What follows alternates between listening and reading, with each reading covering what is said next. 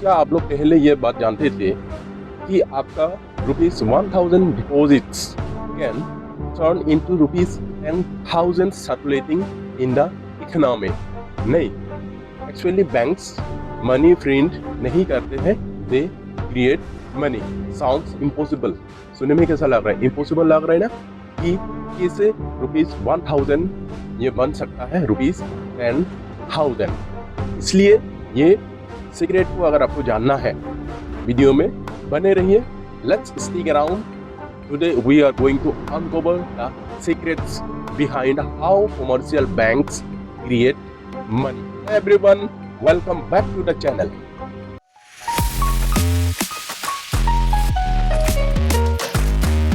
If you are preparing for class 12 board exam, or if you are just curious to know how actually banks work or how they create money, so this video is for you.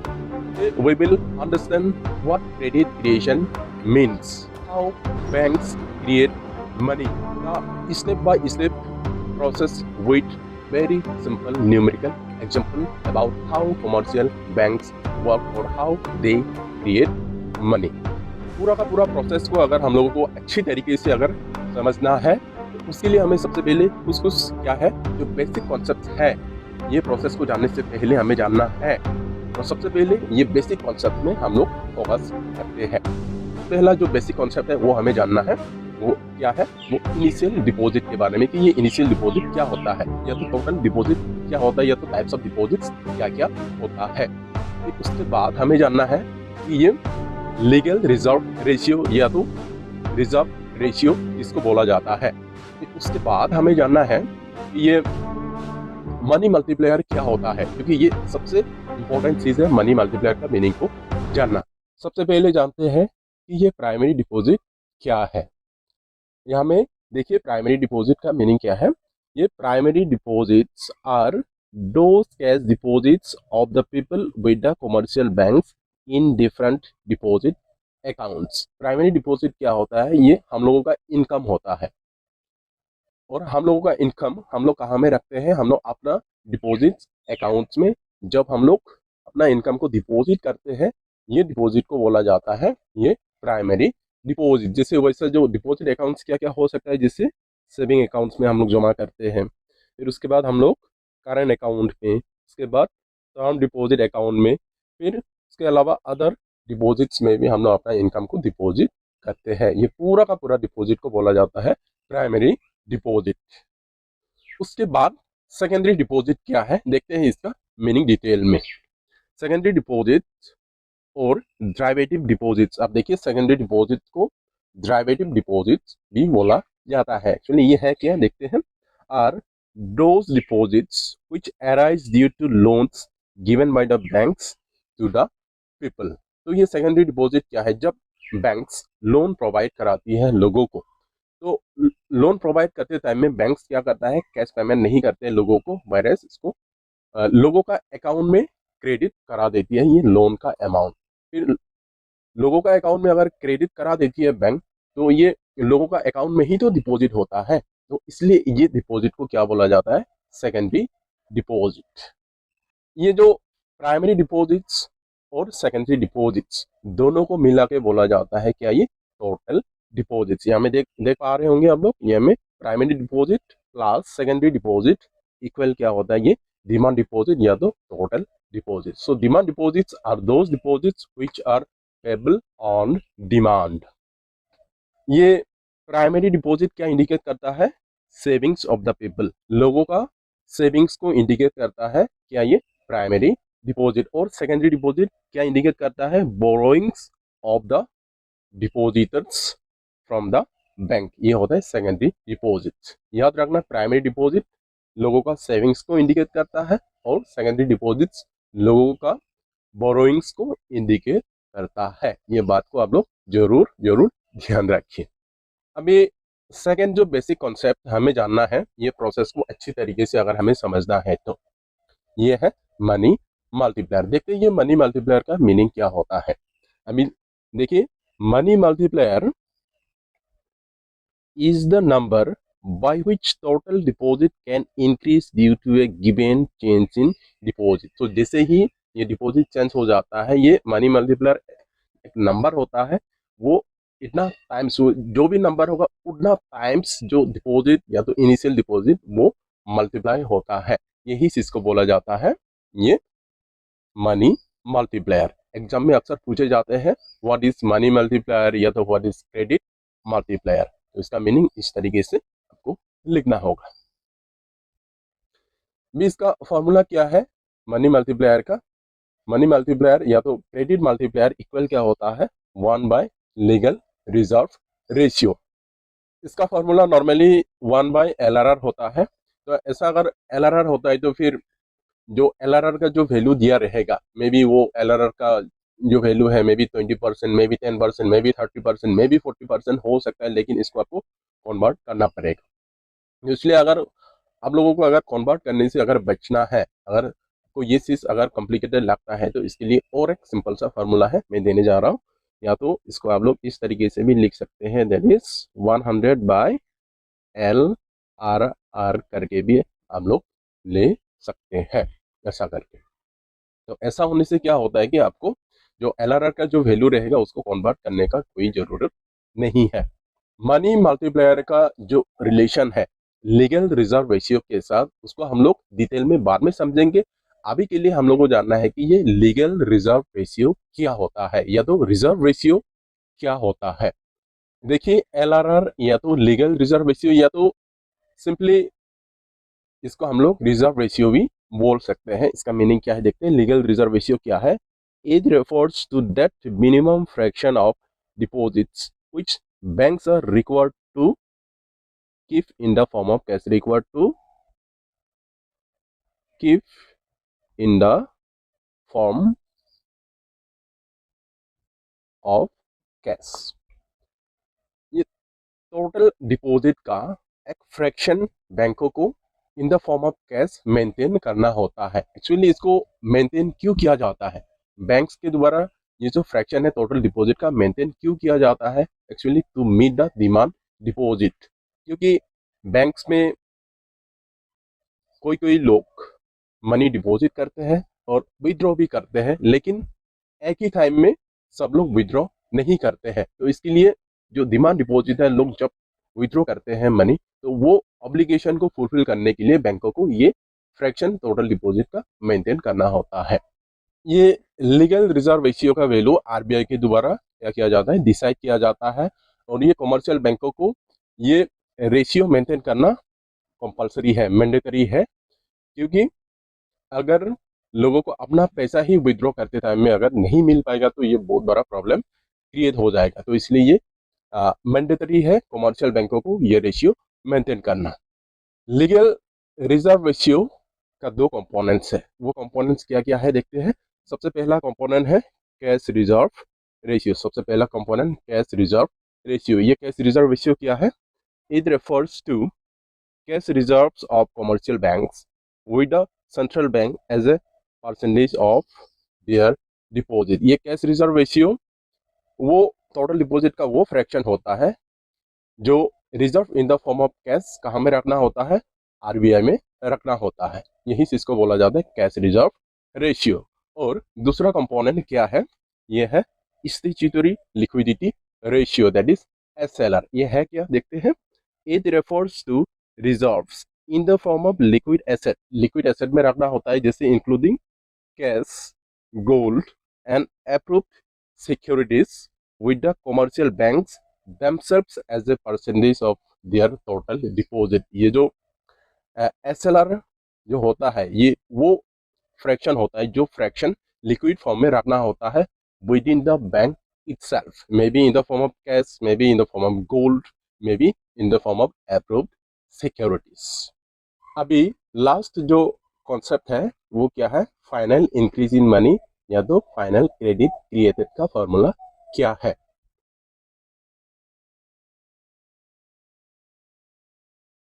Final increase in money और final credit created equal क्या होता है? Initial deposit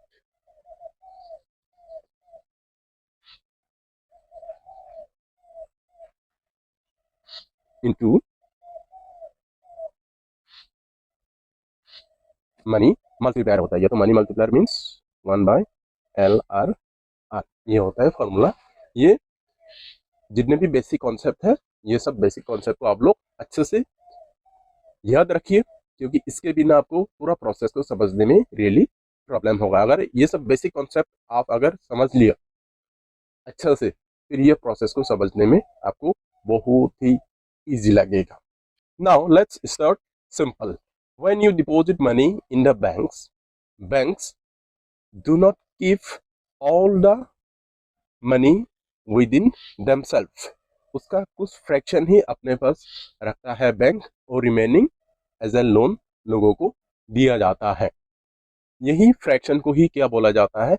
legal reserve ratio या तो reserve ratio. अभी समझते हैं पूरा का पूरा प्रोसेस को। सपोज ये मान के चलते हैं कि इनिशियल डिपॉजिट बैंक में जो है वो कितना है? ₹1000 का डिपॉजिट है। जैसे आप ये टेबल में भी आप लोग देख पा रहे होंगे, ये 1000 है, ये इनिशियल डिपॉजिट। और उसके बाद और एक चीज को हम लोग एज्यूम करते हैं कि इकोनॉमी में या तो आरबीआई के द्वारा जो ये रिजर्व रेशियो है या तो लीगल रिजर्व रेशियो कितना फिक्स किया हुआ है? 20% फिक्स किया हुआ है। राउंड 1 में ₹1000 डिपॉजिट होता है, तो यही 1000 डिपॉजिट का जो LRR 20%, मतलब 1000 का 20% बैंकों को in the form of legal reserve ratio maintain करना होगा, जो कितना होता है? ये ₹200 होता है। और जो रिमेनिंग इसको क्या कर सकता है? बैंक लोन दे सकता है लोगों को। जैसे यहाँ में लोन कितना जाएगा? ये ₹800। फिर ये जो ₹800 है, जो इंडिविजुअल ये ₹100 एज ए लोन बैंकों से लिया, फिर ये ₹100 को क्या किया जाएगा? ये एक्सपेंडिचर किया जाएगा। तो एक्सपेंडिचर करेगा तो ये किसी ना किसी अकाउंट में डिपॉजिट करेगा, तो सेम अमाउंट वापस बैंक में किसी ना किसी बैंक में वापस आ जाता है इन the form of fresh deposit in the second round. जैसे ये हमें देख पा रहे होंगे ₹800, ये फ्रेश डिपॉजिट आ जाता है सेकेंड राउंड में। फिर सेम वही प्रोसेस स्टार्ट होता है। ये ₹100 का 20% बैंकों को रेशियो मेंटेन करना होगा, जैसे 160। फिर उसके बाद जो रिमेनिंग अमाउंट है वो 640, ये फिर एज ए लोन दिया जाएगा लोगों को। फिर सेम प्रोसेस होता है यहाँ में, फिर 640 वापस बैंक में फ्रेश डिपॉजिट के रूप में थर्ड राउंड में आ जाता है 640। फिर यही सेम ₹640 का ये ₹128 रेशियो मेंटेन करना होगा, और जो रिमेनिंग 512 है ये एज ए लोन प्रोवाइड किया जाएगा। तो ये प्रोसेस राउंड टू राउंड ये चलते रहेगा। और फाइनली कितना मनी क्रिएट हो जाता है, या तो फाइनली क्रेडिट कितना क्रिएट हो जाता है, अभी मैं इसको कैलकुलेशन करके दिखा देता हूँ। ये जो टोटल जो डिपॉजिट होगा, ये जो फॉर्मूला क्या होता है, ये जो फाइनल जो इंक्रीज इन मनी, जैसे शॉर्ट फॉर्म में लिख रहा हूँ, final increase in money equal क्या होता है? इनिशियल डिपॉजिट इनटू क्या होता है? Money multiplier. ये है फॉर्मूला। अभी हम लोग को मालूम है इनिशियल डिपॉजिट कितना है? ₹1000 है। फिर जो मनी मल्टीप्लायर का फॉर्मूला क्या होता है? 100 बाय क्या है? ये LRR। ऐसा होने से क्या होता है? 1000 इंटू 100 बाय LRR कितना है? ये LRR का वैल्यू कितना है? 20 है। ठीक है। फिर उसके बाद इसको सॉल्व करते हैं हम लोग। जैसे 1000 इंटू 100 डिवाइडेड बाई 20 कितना होता है? 5 इक्वल क्या होगा? ₹5000। ये 5000 टोटल मनी क्रिएट होता है। 1000 डिपॉजिट से कितना बन गया? ये ₹5000 बन जाता है। ये टोटली किसका ऊपर में डिपेंड कर रहा है? मनी मल्टीप्लायर का ऊपर में डिपेंड कर रहा है। तो ये मनी मल्टीप्लायर किसका ऊपर में डिपेंड करता है? लीगल रिजर्व रेशियो का ऊपर में। तो अभी ये मनी मल्टीप्लायर और ये फाइनल ये क्रेडिट क्रिएटेड के बीच में रिलेशन कैसा होता है? जो रिलेशन होता है वो होता है डायरेक्ट रिलेशन होता है। और जो ये लीगल रिजर्व रेशियो और ये मनी मल्टीप्लायर का बीच में कैसा रिलेशन होता है? अपोजिट रिलेशन होता है। तो अभी ये जो अपोजिट रिलेशन है, ये अपोजिट रिलेशन को थोड़ी देर बाद हम लोग समझेंगे कि किस अपोजिट रिलेशन है। अपोजिट रिलेशन मतलब अगर LRR का वैल्यू कम होता है तो मल्टीप्लायर का वैल्यू ज़्यादा होगा, मल्टीप्लायर का वैल्यू ज़्यादा होगा तो फाइनल क्रेडिट क्रिएटेड भी ज़्यादा हो जाता है। तो इसलिए ये जो इनिशियल डिपॉजिट से ये 1000 5000 बनेगा कि 10,000 बनेगा, कि ये 2000 बनेगा, ये टोटली किसका ऊपर में डिपेंड करता है, मनी मल्टीप्लायर का ऊपर में डिपेंड करता है। और मनी मल्टीप्लायर किसका ऊपर में डिपेंड करता है, ये टोटली लीगल रिजर्व रेशियो का ऊपर में डिपेंड करता है। जो फाइनल क्रेडिट क्रिएटेड कितना होगा, ये टोटल कितना होगा, ये 5000 होगा। फिर लोन, लोन अभी लीगल रिजर्व रेशियो का 20% है, तो लोन कितना जा रहा है, 80%। दैट मीन्स ये 5000 का 80% कितना होगा, ये 4000 होगा। फिर ये 5000 का 20%, क्योंकि 20% रिजर्व रखा जाता है, तो ये 20% कितना होगा, ये 1000 हो जाता है। तो इस तरीके से आपको क्या करना है, कैलकुलेशन करके दिखाना है। तो आपको ये पूरा का पूरा प्रोसेस कैसा लगा, सिंपल लगा है कि नहीं? तो मे भी हो सकता है कि इससे पहले ये प्रोसेस को समझने में आपको रियली बहुत प्रॉब्लम होता था या तो कॉम्प्लिकेटेड लगता था। तो आज का ये वीडियो देखने के बाद, आज की ये क्लास अटेंड करने के बाद रियली आप लोगों को ये पूरा का पूरा प्रोसेस बहुत ही सिंपल लगेगा। अभी ये जो रिलेशन है मनी मल्टीप्लायर और लीगल रिजर्व रेशियो के बीच में जो रिलेशन है वो कैसा रिलेशन है, इनवर्स रिलेशन है। इसमें लिखा हुआ है money multiplier is inversely related to legal reserve ratio. तो ये तो मालूम है कि इनवर्स रिलेशन है, उल्टा रिलेशन है। लेकिन सीबीएसई बोर्ड एग्जाम में कभी कभी क्वेश्चन कैसे पूछा जाता है, मैं क्वेश्चन दे देता हूँ, आप लोग देखिए ये क्वेश्चन को देखिए। सीबीएसई बोर्ड एग्जाम में क्वेश्चन कैसा करके पूछा जाता है, ये टॉपिक से दिया है। इसमें देखिए, there is an inverse relation between money multiplier and LRR, ये स्टेटमेंट दिया हुआ है। कि क्वेश्चन पूछता है, do you agree with the given statement, support your answer with a numerical example. अगर एग्री है तो एक न्यूमेरिकल एग्जांपल से आपका आंसर को सपोर्ट करना पड़ेगा। भी देखते हैं इसको, ये जो इनवर्स रिलेशन है इसको एक न्यूमेरिकल एग्जांपल का हेल्प से कैसे इसको हम लोग प्रूव कर सकते हैं। ये क्वेश्चन को सॉल्व करने के लिए हमें क्या लेना होगा, ये लीगल रिजर्व रेशियो, दो रेशियो हमें एज्यूम करना होगा। फॉर एग्जांपल ये जो लीगल रिजर्व रेशियो, एक मान लेते हैं 10% और एक मान लेते हैं हम लोग 20%। तो अभी मनी मल्टीप्लायर को कैलकुलेशन करते हैं। तो अभी हम लोगों को मालूम है मनी मल्टीप्लायर इक्वल क्या होता है, 100 बाय क्या होता है, LRR। और ऐसा होता है तो कितना होगा, ये 100 बाय LRR कितना है, 10%। तो इसका वैल्यू कितना आ रहा है, ये 10 10 जा 100 इज 10 आ रहा है मनी मल्टीप्लायर का वैल्यू। फिर अगर 20% अगर लेते हैं तो कितना होगा, ये 100 बाय कितना होगा, ये 20 इक्वल कितना होगा, इसका वैल्यू आ रहा है 5। तो अभी ये क्लियरली ये न्यूमेरिकल एग्जांपल से ये प्रूव हो चुका है कि ये लीगल रिजर्व रेशियो और मनी मल्टीप्लायर के बीच में रिलेशन कैसा होता है, उल्टा रिलेशन होता है। जैसे अगर ये लीगल रिजर्व रेशियो अगर 10% होता है तो मल्टीप्लायर का वैल्यू कितना है, 10 है। That means legal reserve ratio कम होता है तो मनी मल्टीप्लायर का वैल्यू ज़्यादा होता है। फिर अभी जैसे ही लीगल रिजर्व रेशियो इंक्रीज हो जाता है, 10% से कितना हो जाता है, ये 20% हो जाता है। तो इसके कारण क्या हो जाता है, मल्टीप्लायर का वैल्यू कम हो जाता है। That means legal reserve ratio अगर कम होता है तो मल्टीप्लायर ज़्यादा होगा, अगर लीगल रिजर्व रेशियो अगर ज़्यादा होगा तो मल्टीप्लायर का वैल्यू भी कम होता है। फिर इससे रिलेटेड क्वेश्चन और एक आ सकता है ऐसा करके कि there is an inverse relation between ये legal reserve ratio and credit creation power of the commercial bank. तो ये क्वेश्चन के लिए भी आपको ऐसा ही एग्जांपल लेके आपको प्रूव करना है कि कैसा रिलेशन है, उल्टा रिलेशन है। तो इसके लिए आपको क्या करना है, सबसे पहले तो आपको एज्यूम करना होगा कि इनिशियल डिपॉजिट मान के चलिए कि कितना है, 1000। फिर उसके बाद हम लोग लीगल रिजर्व रेशियो दो लेंगे, ये लेंगे, एक लेंगे हम लोग 10%, एक लेंगे हम लोग 20%, मतलब एक कम लेंगे एक ज़्यादा लेंगे। तो ऐसा होता है। तो फिर हम लोगों को ये जो फाइनल इंक्रीज इन मनी या तो credit creation power of the commercial bank कैसे इसको इन्फ्लुएंस करता है, अभी देखते हैं। हम लोगों को मालूम है कि ये जो फाइनल इंक्रीज इन मनी, जैसे मैंने आप लोगों को फॉर्मूला बोला था, फाइनल इंक्रीज